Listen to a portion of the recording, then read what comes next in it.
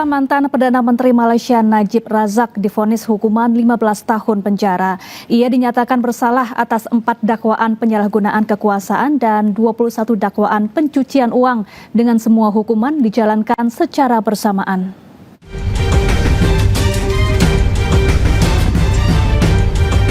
Mantan Perdana Menteri Malaysia Najib Razak dijatuhi hukuman 15 tahun penjara setelah dinyatakan bersalah atas 4 dakwaan penyalahgunaan kekuasaan dan 21 dakwaan pencucian uang dengan semua hukuman dijalankan secara bersamaan.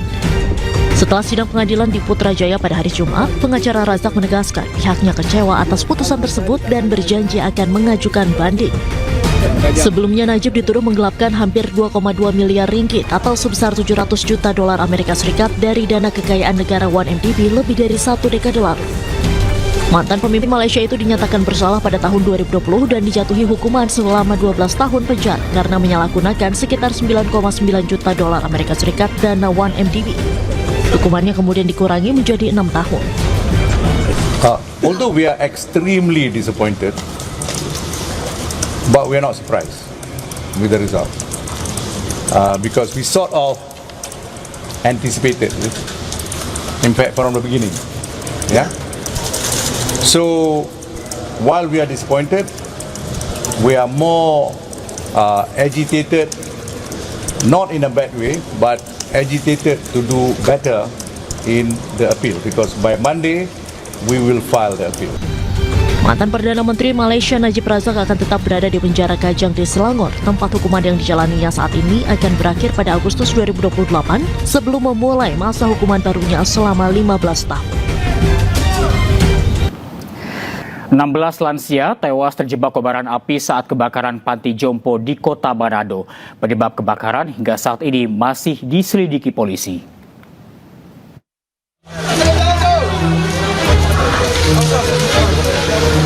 Kobaran api dengan cepat meludeskan panti Werda Damai Rono Muut di Kota Manado, Sulawesi Utara Minggu malam. Warga bersama petugas berjibaku mengevakuasi para lansia yang terjebak kebakaran.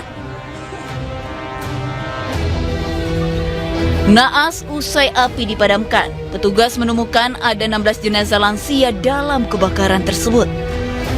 Di sini jam 8 api sudah mulai ada di sebelah dapur itu. Cuma sampai berapa 5 menit api sudah melingkar tinggal mengevakuasi itu yang belum masih diselamat di belakang, bagian belakang. Jadi di bagian belakang itu yang selamat ada sekitar 6 orang. Selain korban tewas, ada 3 lansia mengalami luka bakar. 2 korban dirawat di RSUD Manado, 1 lainnya dirawat di Rumah Sakit Awaloi Manado. Sementara belasan jenazah dibawa ke Rumah Sakit Bayangkara Kota Manado untuk proses identifikasi. Hingga kini penyebab kebakaran panti masih terus diselidiki. Dari Kota Manado, Jeffrey Langi, iNews melaporkan. Dan untuk mengetahui informasi terkini, kita telah terhubung dengan rekan Jeffrey lagi di Rumah Sakit Bayangkara Kota Manado, Sulawesi Utara. Selamat siang, Jeffrey. Bagaimana jalannya proses identifikasi para korban?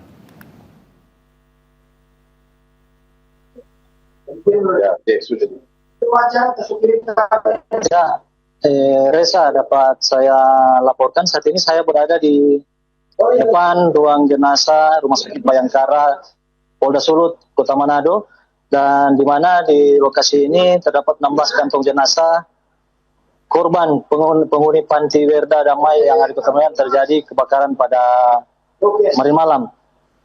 Dan di lokasi ini, Bitdokes Polda Sulut telah mendirikan pos TVI, di mana pemeriksaan postmortem dan antemortem bagi keluarga.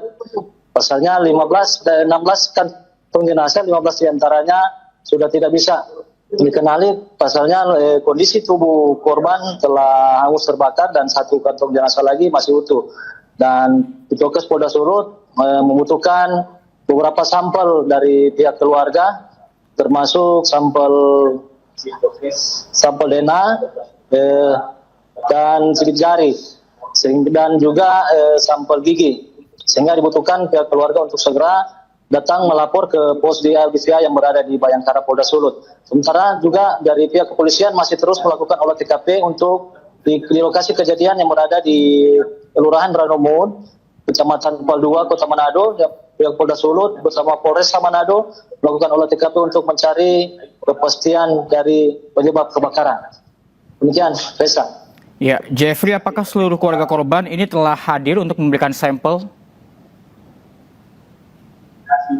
Dari informasi yang dapat dan hasil pemantauan yang ada, di mana baru 9 keluarga yang mendatangi pos DVI di Rumah Sakit Bayangkara Polda Sulut. Sementara yang lain kemudian masih mencari informasi di lokasi kebakaran.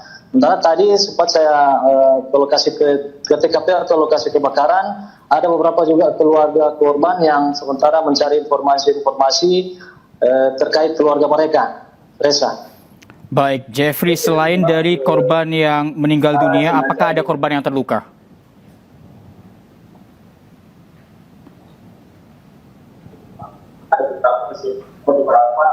Jeffrey.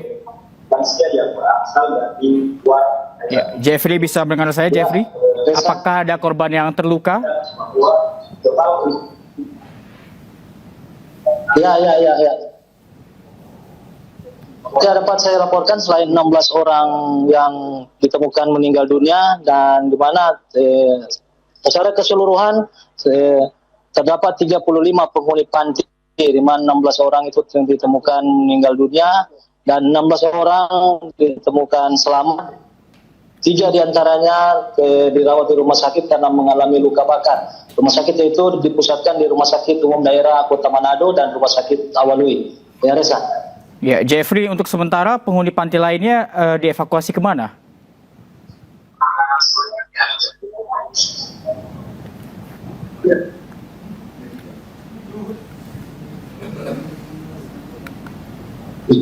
Ya, Jeffrey. Nah, secara keseluruhan untuk korban yang selamat semua dipusatkan di Rumah Sakit Umum Daerah Kota Manado. Namun kemungkinan sore nanti dari pemerintah Kota Manado akan segera mendirikan posko di sekitar lokasi bencana dan juga melihat ada rumah yang sudah lama kosong dan akan dipinjam sementara untuk ditempatkan para penghuni panti yang selamat. Reza. Baik, terima kasih Jeffrey Langi melaporkan langsung dari Rumah Sakit Bayangkara Manado, Sulawesi Utara. Kami terus tunggu update. Selamat siang, selamat bertugas kembali. Dan pemirsa, kita beralih ke informasi berikutnya. Sebuah kapal PDC tenggelam usai diterjang angin kencang di perairan Sarangan, Kota Denpasar, Bali. Para penumpang panik dan terjun ke laut.